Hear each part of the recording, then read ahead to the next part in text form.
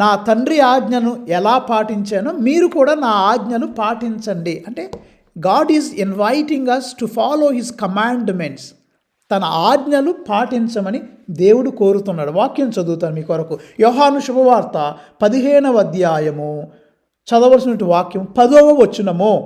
నేను నా తండ్రి ఆజ్ఞలను పాటించి ఆయన ప్రేమలో నెలకొని ఉండునట్లు మీరు నా ఆజ్ఞలను పాటించినచో నా ప్రేమలో నెలకొని ఉందురు. సో నా ఆజ్ఞలను పాటించినచో అంటే దేవుని యొక్క ఆజ్ఞలు పాటిస్తే ఆయన ప్రేమలో మనం నెలకొని ఉంటాం. అంటే ఆజ్ఞలు పాటించాలి. ఇప్పుడు కొద్దిగా ఈ ఆజ్ఞలు అన్న అంశాన్ని గురించి కొద్దిగా ధ్యానం చేద్దాం ప్రియులారా. మనందరికీ తెలుసు మనకెన్ని ఆజ్ఞలు ఉన్నాయి. మనందరికి తెలిసిన ఏంటంటే 10 ఆజ్ఞలు. దేవుడు మరి యావే ప్రభు సీనాయి పర్వతంపై మోషే ప్రవక్తకి 10 ఆజ్ఞలు అందజేశారు. 10 ఆజ్ఞలు మీకు గుర్తున్నాయా? 10 ఆజ్ఞలు ఏంటో? మొట్టమొదటి ఆజ్ఞ ఏంటి? సర్వేశ్వరుని దేవుని మాత్రమే ఆరాధించుదువుగాక, మొట్టమొదటిది. రెండవది, దేవుని నామమును వ్యర్థముగా పలుకక ఉందువుగాక. దేవుని నామాన్ని వ్యర్థంగా ఎప్పుడు పెడితే ఎప్పుడు, ఎక్కడ పెడితే ఎక్కడ అమంగళం చేయకూడదు, వ్యర్థముగా పలుకక ఉందువుగాక. మూడవది, సర్వేశ్వరుని పండుగ దినములలో పరిశుద్ధపరచుదువుగాక. పండుగ దినాలు లేదా ప్రతి ఆదివారం లేదా గొప్ప గొప్ప పండుగలు ఉన్నప్పుడు మన దేవాలయానికి వెళ్ళి దేవునికి మరి ఆరాధన, మరి ఈ యొక్క మన తరపున మనం ఒక అప్పుబడి ఉన్నాం దేవునికి. ఆదివారం గుడికి వెళ్ళాలి, ప్రార్థన చేయాలి, దేవునికి వందన సమర్పణ చేయాలి, స్తోత్రం చెప్పాలి దేవునికి. సో సర్వేశ్వరుని పండుగ దినముల్లో పరిశుద్ధపరచుదువుగాక. నాలుగవది, తల్లిదండ్రులను గౌరవించుదువుగాక. మనకు జన్మనిచ్చినటువంటి తల్లిదండ్రులను మనం గౌరవించాలి, వారి పట్ల ప్రేమగా ఆప్యాయంగా ఉండాలి, ఓర్పుగా ఉండాలి, వారిని గౌరవించాలి. ఐదవది, నరహత్య చేయక ఉందువుగాక. హత్యలు చేయకూడదు, వేరేవారిని చంపకూడదు. హత్య అనగానే కేవలం కత్తులతో వెళ్ళి చంపటమే కాదు, నోటి మాటతో కూడా మనం ఎవరిని చంపకూడదు. సో నరహత్య చేయక ఉందువుగాక. ఆరవది, మోహ పాపములు, కామక్రియలకు దూరంగా ఉండాలి, మోహపాపములు చేయక ఉందువుగాక. ఏడవది ప్రియులారా, దొంగిలింపక ఉందువుగాక. అంటే దొంగతనాలు చేయకూడదు. ఎనిమిదవది, అబద్ధాల సాక్ష్యాలు చెప్పకూడదు. తొమ్మిదవది, మోహతలంపులను తలంపక ఉందువుగాక. మోహతలంపులు మరలా కామానికి సంబంధించిన విషయం. మోహతలంపులు తలంపక ఉందువుగాక. పదవది, పరుల సొమ్మును ఆశింపక ఉందువుగాక.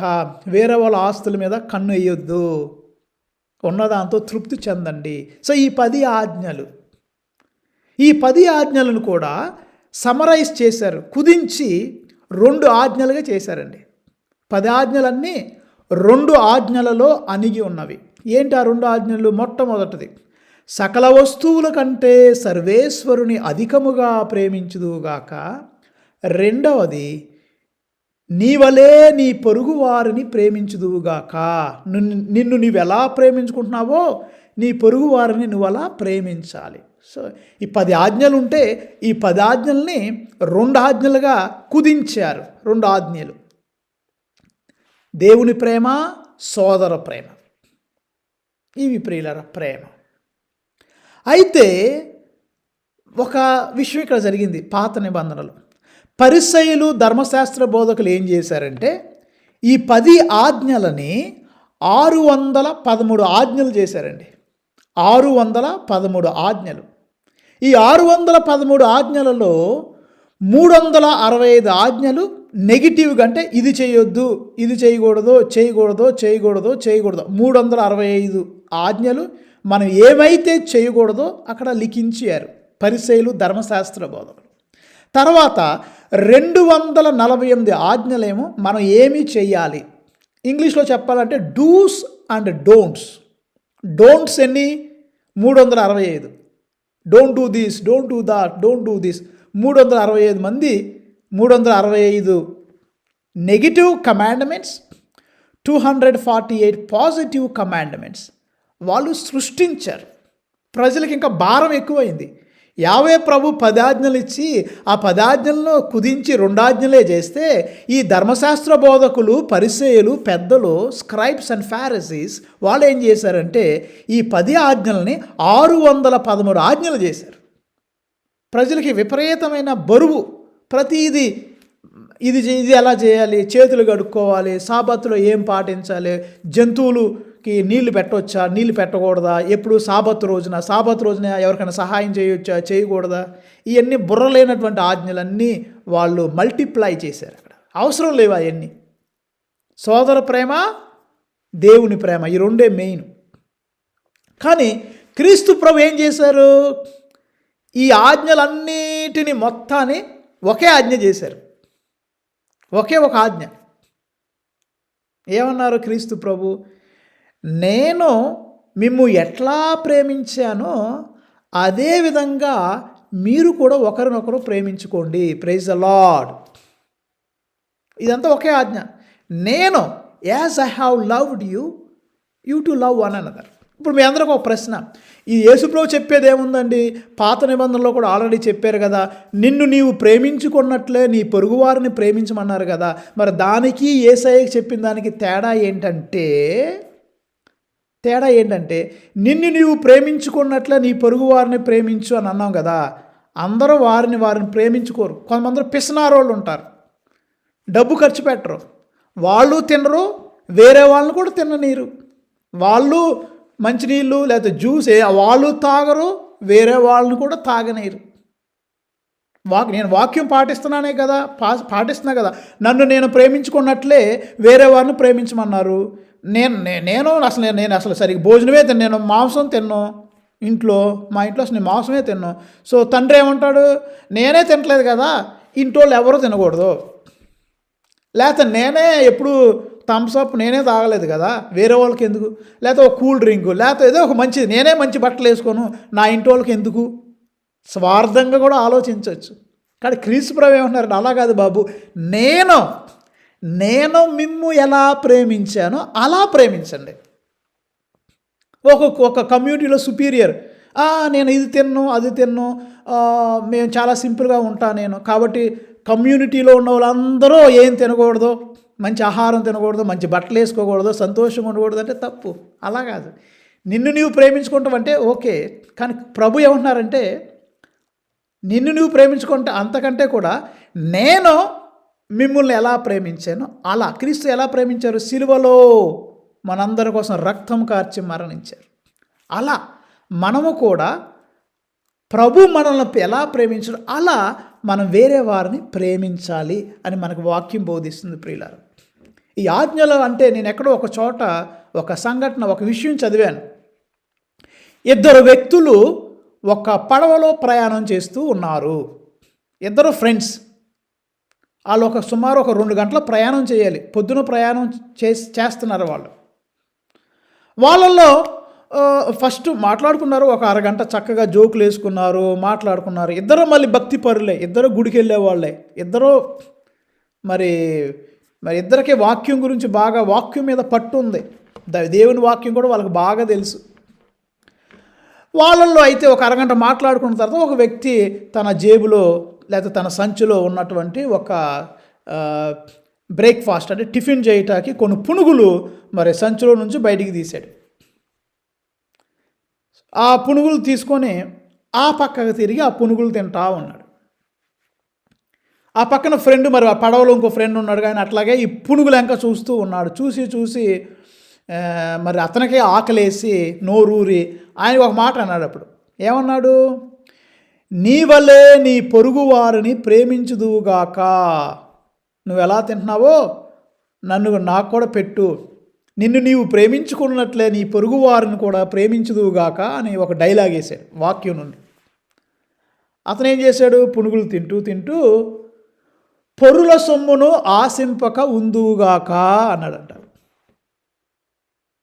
అంటే ఏంటి ఇక్కడ, ఈ చదువుకున్న వాక్యం బుర్రలోకి వెళ్ళింది, మైండ్లోకి వెళ్ళింది, కానీ హృదయంలోకి వెళ్ళలేదు. వాక్యం తెలుసు, 10 ఆజ్ఞలు తెలుసు వాళ్ళకి. ఆయన ఏమన్నారు, నిన్ను ప్రేమించుకుంటున్నావో నిన్ను నువ్వు ప్రేమించుకున్నట్లు నీ పొరుగువారిని ప్రేమించని ఆయన అంటే ఇతగాడు పునుగులు తినుకుంటూ ఏమన్నాడు, పొరుల సొమ్మును ఆశింపక ఉందువుగాక అని అన్నాడు. అంటే మనం నేర్చుకున్నది, మనం చదువుకున్నది, మనం తెలుసుకున్నది కేవలం ఇక్కడ మాత్రమే ఉండకూడదు ప్రియులారా. ఇక్కడ ఉన్నది హృదయంలోకి వెళ్ళాలి. ఒట్టి మాటలతో బ్లా బ్లా బ్లా బ్లా. అందుకే మదర్ తెరీసా ఏమన్నారు, ప్రార్థించే పెదవులు కన్నా సహాయం చేసే చేతులు మిన్నా అన్నారు. చేతనంత సహాయం మనం చేయగలగాలి. కాబట్టి ఒక వ్యక్తి అంటున్నాడు ప్రియుల, క్రిస్టియానిటీ అంటే క్రైస్తవం ఒక సిద్ధాంతం కాదు, క్రైస్తవ మతం ఒక సిద్ధాంతం కాదు. మరేంటి? క్రైస్తవ మతం ఒక సంబంధం. It's a relationship. Christianity is a relationship, it's not an ideology. క్రైస్తవత్వం ఒక సిద్ధాంతము కాదు, ఒక సంబంధం. ఎవరితో సంబంధం? యేసయ్యతో సంబంధం. We grow in Christ. క్రీస్తులో ఎదగాలి, క్రీస్తు వలె మనం మారాలి. అది క్రైస్తవం. సో ఈ ఆజ్ఞలు ప్రియులారా, క్రీస్తు ప్రభు అన్ని ఆజ్ఞల్ని ఒకే ఒక ఆజ్ఞ చేశారు. ఆ ఆజ్ఞ ఏంటంటే, నేను మిమ్ము ప్రేమించినట్లు మీరును ఒకరినొకరు ప్రేమించుకోండి.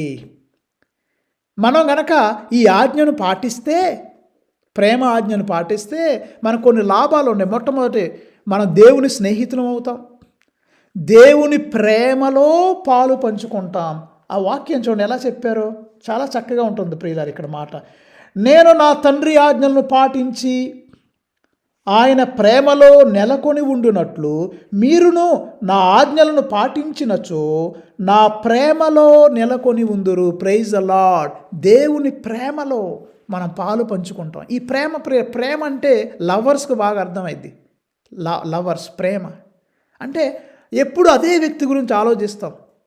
ఆ వ్యక్తికి ఏది సంతోషాన్ని ఇస్తుందో, ఏది ఆనందాన్ని ఇస్తుందో అదే చేయాలనుకుంటాం. మనం ప్రేమించే వ్యక్తి కొరకు ఏమి చేయటాకైనా వెనకాడం.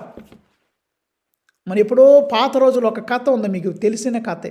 ఒక చిన్న పిచ్చుక తెల్ల గులాబీతో ఫ్రెండ్షిప్ చేసింది. ఆ తెల్ల గులాబీకి ఒక కోరిక ఉంది. ఏంటి? తెల్ల గులాబీ అనుకున్నదంట, నేను ఎప్పటికైనా ఒకసారి ఎర్ర గులాబీగా మారాలి. కానీ ఎలా అవ్వగలదు? ఆ తెల్ల గులాబీ ఎర్ర గులాబీగా మారలేదు తన స్వశక్తితో.